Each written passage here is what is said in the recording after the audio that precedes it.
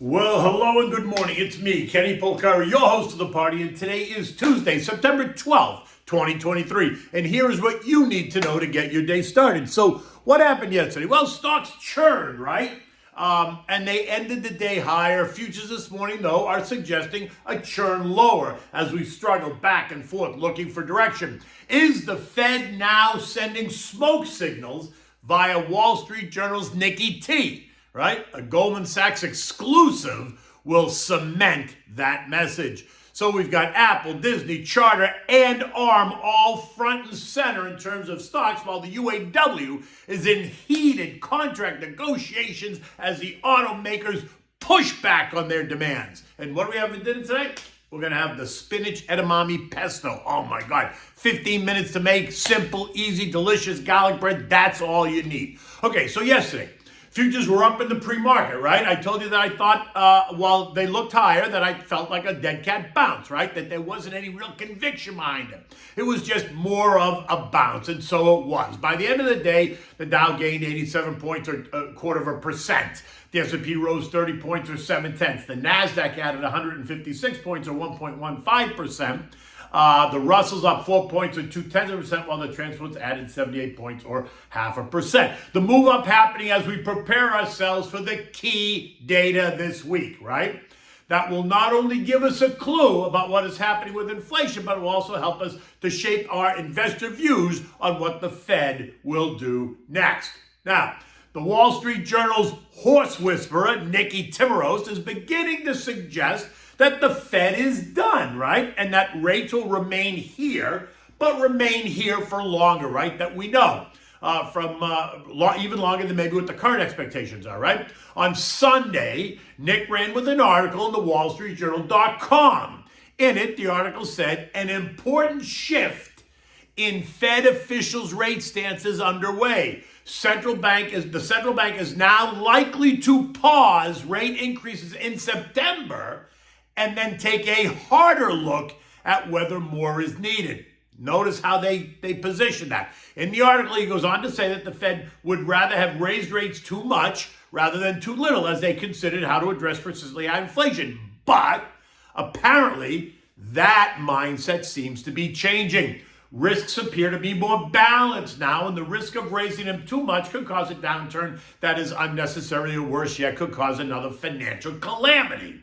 Now, while it is currently expected that the Fed is going to pause next week in September, it's expected that they're going to leave a November hike on the table. Even that hike, though, is now already being discussed by insiders as the Fed has not cast in stone. He describes it this way. When JJ gave his speech at Jackson Hole, he said that they could versus the more muscular word would raise rates. And apparently that change in terminology suggests that there is not so much a hard and fast decision. On the opposite side of the argument, though, are the ones that want an insurance policy on killing inflation. And that means they want to raise rates again at the risk of causing a slight downturn, even if it, just so that it means that they succeeded in bringing inflation back to 2%. The argument is that if they pause and then raise again, it will be more disruptive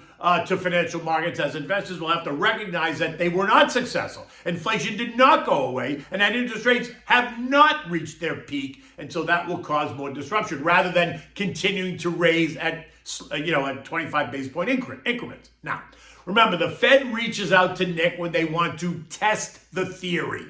Nick writes an article, he floats it, and then they watch investor reaction. The confirmation will come when suddenly Goldman comes out with the same story, because when that happens, then that means JJ has made up his mind. Nick floated it, the reaction wasn't a disaster, and then Goldman follows up with a Goldman exclusive. I mean, it's comical, really, but it is the way it works. Now, just to be clear, you know me, I am not buying the Fed is done story. We've lived this story in 1979, and it wasn't pretty. All right. And for those of you who weren't alive then, just turn around and ask your favorite baby boomer what it was like then, and let them explain to you how the Fed paused early, inflation reared its ugly head, and then the Fed had to jam them higher. It was an ugly 2-year recession. Now, We know that both the CPI and PPI are expected to be up on the top line, both month over month and year over year, while it's expected to be down when you take out the volatile food and energy. Which is curious because it is exactly that, food and energy, that creates the most angst for a family that is struggling, living from paycheck to paycheck, just barely able to stay afloat. Yet it seems that the current administration is unaware of the difficulties that higher prices have caused Americans across the country as they celebrate increasing prices at a declining rate. So let's not misunderstand. Prices are still going up. They're just going up at a slower pace. And the way the market reacted yesterday just suggests to me that it is still unsure what to believe. My guess is that it's waiting until they get the real number tomorrow and Thursday and not just depend on the estimate. Okay, now on to a couple of individual issues. Today is a big day, right? Today is the Apple event of the holiday shopping season, taking center stage at 10 o'clock a.m. Pacific Standard Time, which is 1 p.m. on the East Coast, 6 p.m. in London, 7 p.m. across the Eurozone, and 1 a.m. in Beijing. And that is expected to be a barn burner, as it is every year. And this year it's going to be no different. We're going to get to see the newest iPhone 15, right? The newest Apple Watch and all the other gadgets that Timmy has up his sleeve. Expect to see the move to that new USB-C charger, which means you got to throw away all your Lightning chargers. But that by no means is the star of the show. It most likely will be the latest dynamic island that doubles as the front-facing camera and apparently a notification area that can apparently tell you almost anything you want to know about whoever you want, whenever you want. I mean, I guess it's going to be amazing, but it's also expected to have an A15 processor and a 48 megapixel camera and the latest A17 chip and a host of other upgrades that would take me hours to enumerate. So in the end, just go with it. It's Apple. What do you think is going to happen? The stock gained 0.7% on the day yesterday. And what about the Disney Charter Communications deal? Yeah, well, that got done too. So Monday Night Football is alive and well. Disney was up a 1% yesterday, and Charter jumped by more than 3%. And then we got the ARM IPO. For those of you who haven't heard, Masayoshi Son, CEO at SoftBank, is selling 10% of his holdings in this blockbuster AI IPO. And as you might expect, it is oversubscribed. Some say by 15 times, meaning that there's 15 times more demand for the shares than shares available. Capiche? The books close tomorrow night, and the call is for them to price it at $51, which is the high end of the range. They could easily price it higher, right, due to the demand, or they could price it just at 51 and then watch the stock open at 100. While some would consider that successful, others might say, the dummy left so much on the table. Or did he? He still owns 90% of the firm. So who's laughing now? In the end, though, while there's lots of demand, there are lots of concerns as well. And they are all about, guess who? China. Because you know how China changed the rules. They change them all the time. They change them midstream. And that can kill demand, right? It can break the market. But this deal is so big, being billed as the biggest IPO this year, that those concerned investors, while they're concerned, they're not going to miss this one. No. The deal is being priced on Wednesday night, and the IPO comes Thursday morning on the NASDAQ stock market. So strap yourself in. Because remember, the Facebook disaster, at the time, that was the biggest IPO of the year, and that happened on the NASDAQ on May 18th, 2012. Remember that whole pricing issue and the opening and the pricing? And it was a disaster. And then we got the UAW. Remember them, the United Auto Workers Union? Yeah, well, they're about to go on strike at 11:59 p.m. on Thursday evening if the three big automakers don't bend over and give them what they want. And what they want is a 46% increase in wages over 3 years. Yet, they want better benefits, and they want to restore benefits that they gave up during COVID when they compromised to help keep the automakers alive. Right now, it appears that they are on different pages. The automakers agreed to a 10% wage increase, which made union boss Sean Fain's head blow off his shoulders, right? Do I need to tell you anything else? Overnight, though, apparently the union reconsidered, and they dropped their wage increase demand to 36% over 3 years, right? But made it very clear that 143 members of the United Auto Workers Union stand ready to walk out when the clock strikes midnight on Friday, or actually 11:59 p.m. on Thursday night, right? This morning, U.S. futures are down. Dow down 50, the S&P's down 10, the Nasdaq's down 42, while the Russell is down 3.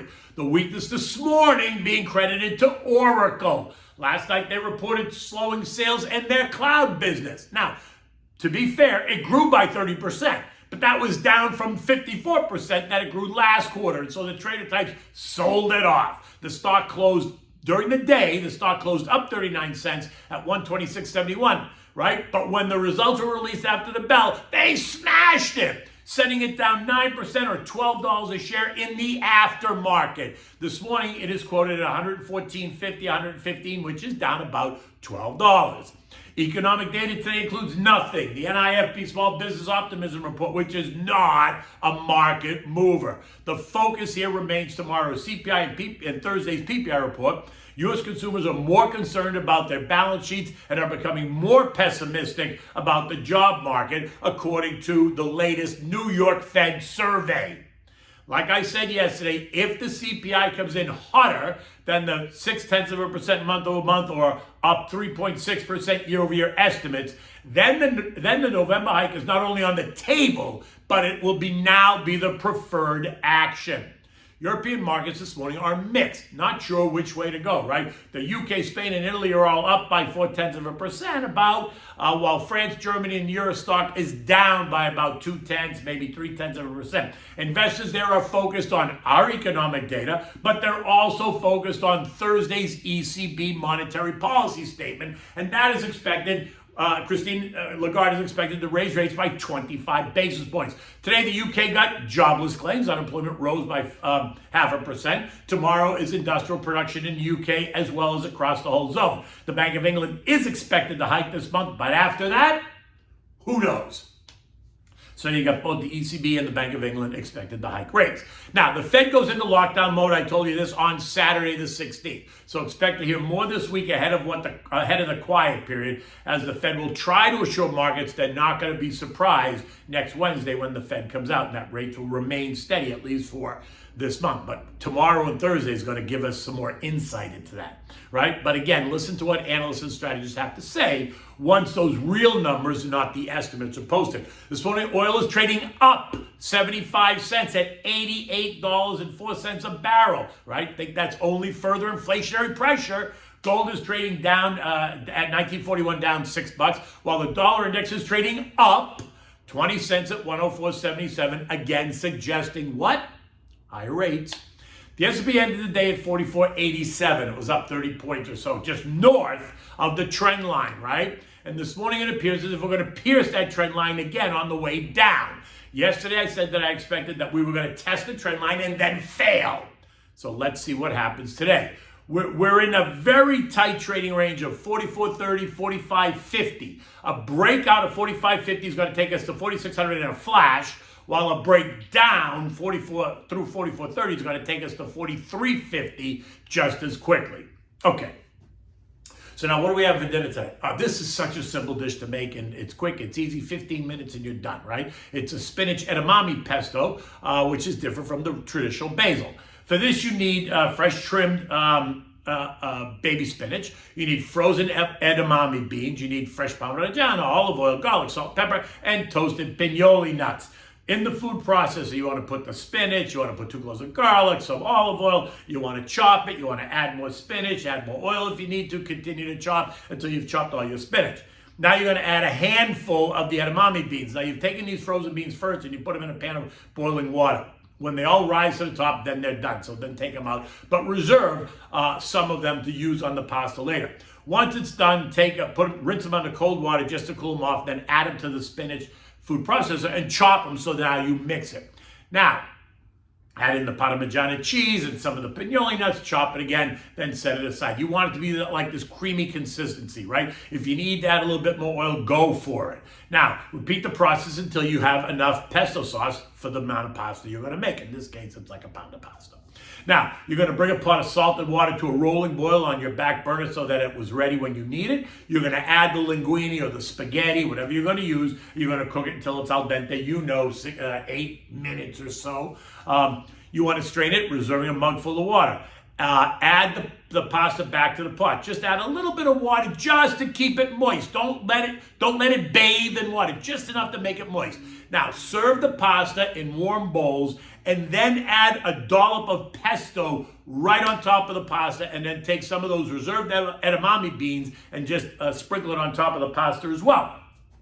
Serve this to your guests. Make sure you have plenty of extra Parmigiano cheese on your table, and you can have this with a nice glass of chilled white wine.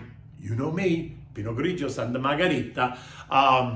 It's always good. It's never a disappointment anytime you need to drink white wine. In any event, you can eat it that way. You can just make some toasted Italian garlic bread as well. Garlic bread is always good with this dish, but if you don't feel like eating bread, just have it the way it is. In any event, it's a beautiful day here in Florida. I mean, it's going to be another beautiful day here in Florida. The hurricane, like I said yesterday, has veered north. It's going to hit Bermuda, so we may get some rough seas and maybe some wind. We might get some rain later this week, maybe tomorrow, Thursday. But right now it looks like we averted a disaster. In any event, until tomorrow, take good care.